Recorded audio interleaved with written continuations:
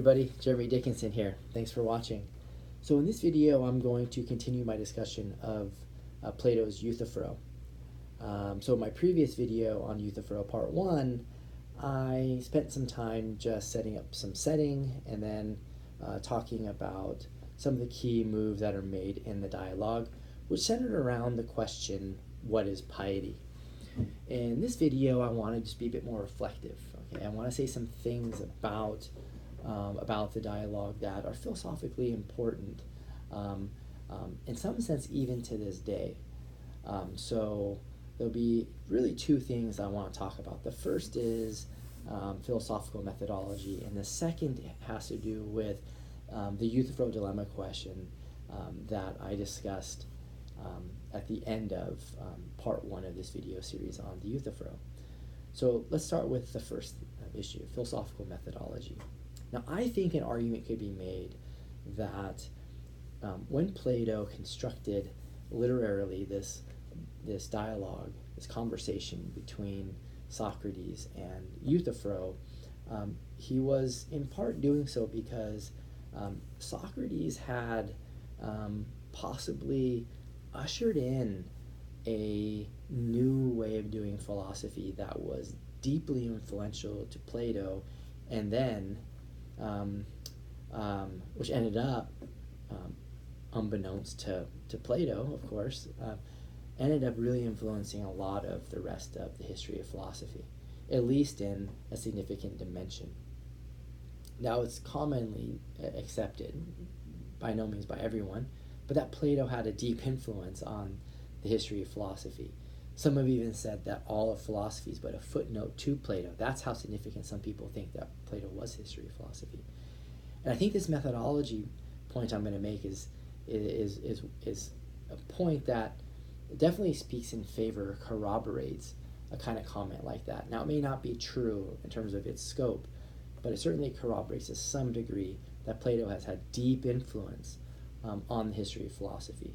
And we don't have to go so far as to say that all of philosophy is but a footnote to Plato, of course. So remember in the Euthyphro, he tells Socrates that piety involves prosecuting wrongdoers and doing things like I'm doing. So we end up getting a list of examples, and we all remember Socrates' response. It's like, you've just given me examples. I don't want examples. I want essences. I want natures, forms. And I'm using essence, nature, and forms really synonymously here. Okay, they all mean the same thing. Different texts sometimes will use different terms. And so I'll just mention all three at times, just so we're clear. So remember what it meant for something to count as a nature, essence, or a form of something was for it to be the thing that all examples had in common. Okay, it would be the thing that would serve as the standard for helping us figure out what belonged to the set of examples in question. So when Socrates in this conversation corrects Euthyphro, it's almost like there's like an ushering in of this key part of Socrates' philosophical methodology that has had lasting influence. When we do philosophy, maybe here's the way of thinking about it. When we do philosophy, Plato might be saying, at least in part, maybe large part, what we're doing is seeking out the natures, the essences, the forms of things. So when we ask what is piety, when we ask what is justice, when we ask what is right action, when we ask what is the good life, when we ask what is knowledge, when we ask what is fill in the blank, what is X, we don't want to just know what examples of the X's are. We want to know the standard, right, for something counting as an X. We want to know what makes something an X in the first place. Now, sometimes this is called a search for real definitions as opposed to for linguistic definitions. So if you're looking for like a linguistic definition of piety, for example, the key term of the Euthyphro, if Socrates is looking just for that, then we just go to the dictionary. We can look at the way the term is used by a linguistic community, and or we can list off examples as Euthyphro did. But that's not what Socrates was looking for. That's not what Plato teaches us Socrates was looking for. He was looking for what makes the thing that we're trying to define, right, in question the thing that it is in the first place, essentially. Okay, so that's sort of the key methodological point. The philosophical methodology is not about examples. It's about essences and seeking essences. And that deeply influenced Plato's work thereafter. Because in many texts, many dialogues after the Euthyphro, what Plato tries to do, especially in his mature middle period of writing, is try to get at the essences of things. Okay, we actually see Socrates struggle with answering the question, what is piety? What is courage? What is justice? Okay, Socrates that is, seems to be non-committal and agnostic at the end of the day, in at least the way Plato portrays him in the Socratic dialogues. But later, Plato ventures mature solutions to the key question. The key question is in his effort to find the natures, the essences, the forms of things. Okay, so that's the methodological point. The next point was the legacy of the Euthyphro Dilemma Question, which, remember, is something pious just because the gods love it, whether we're talking about one, some, or all the gods, or do the gods love something, whether it's one, some, or all the gods, because it's already pious. So remember that first part of the question, the first sort of question that's contained, there's two questions here, obviously, is a subjective question. Is piety subjective, divinely subjective? Is it something that is made purely subjectively, based on the God's love, of course? And then the second, what we call horn of the dilemma, the second question there is, or do the gods love something because it's objectively pious? That's the objective question. And remember, we saw that both Socrates and Euthyphro, after some convincing, ends up accepting saying yes to the second question. So they adopt what's called the second horn of that dilemma.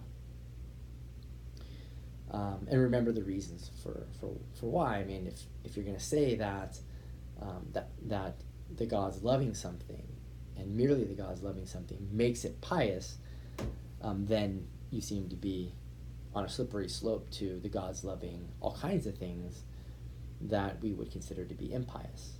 Even if it turns out that it's only possible that they had loved other things, supposing, as it were, that what they in fact love coheres perfectly with what we take to be pious independently. Okay, but even thinking about it that way suggests that there's a problem here. Okay, so if you say yes to that first question, the question again is something pious because the gods love it, then you seem to be committed to claiming that anything could have been pious. But of course there are constraints on what's going to count as pious, so that's deeply problematic. And then the second question, the objective question there is, do the gods love something because it's already pious? Well, you still have to figure out what counts as pious, but that's way better than being committed to the answering yes to the first question. So you better accept that second, say yes to that second question. Okay. Now, there's wide agreement that that Socrates, Plato, was onto something here. There's a really, really important insight that extends beyond just thinking about piety. And this can be captured by thinking about another question that's been significant in the history of philosophy and history of ethics, more specifically. And the question is what is right action, or what counts as right? There's been a view that still exists to this day. That's called divine command theory. And according to that theory, what counts as right is God commanding it. Hence it's called divine command theory. Now, according to divine command theory, let's just consider monotheistic versions where there's not many gods, but one God, the God of the Abrahamic tradition, the God of the Jews, Muslims, and Christians, for example, where it's been developed, okay, in many places, many traditions. Okay, now, so according to the divine command theory, we're going to define right action, okay? We're doing normative theory here, okay? So we're doing normative ethics here. You want to count right action? And some would say, well, right action falls out of my religious text, okay? Falls out of, say, the Ten Commandments, okay? If you're in the Jewish and Christian tradition, okay? And you have something similar, obviously, in the Quran, okay, in the Islamic tradition, okay? So what's right is what's divinely commanded. And the traditional divine command theorists, right, ends up claiming that something is right merely because God commands it. So now think about the Euthyphro Dilemma question in terms of divine command theory. Is something right because God commands it? Or does God command something because it's right? There you can adapt the Euthyphro Dilemma question to suit our purposes for thinking about this normative ethical theory, divine command theory. And here's what's important. The divine command theorist traditionally accepts the first, saying yes to the first question. They say that something is right merely because God commands it. So that's traditional divine command theory. Now, if we're to think about Socrates' discussion of the Euthyphro Dilemma question in the Euthyphro, and we adapt what he says to thinking about this normative ethical theory, divine command theory, and how it deals with the Euthyphro Dilemma question adapted, right? We can see a problem emerge for divine command theory, at least as it's construed traditionally. And here's the problem. If you define right action or rightness in this divinely subjective way, divine commands, then God could have commanded whatever God wants, including things that we would consider wrong, like hating one's neighbors, okay, not going to church, okay, kicking puppies, okay, etc., etc., etc. And that's a problem. It's the same problem that it'd be problematic to say that something is pious merely because the gods love it. Okay? So divine command theorists traditionally are saddled with this problem.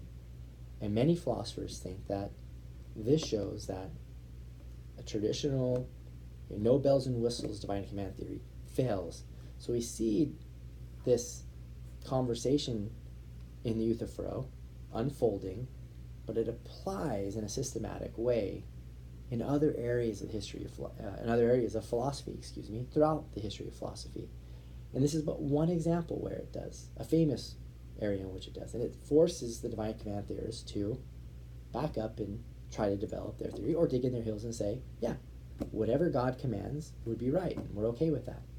Even if it turns out that hating one's neighbors, right, is something that could have been divinely commanded.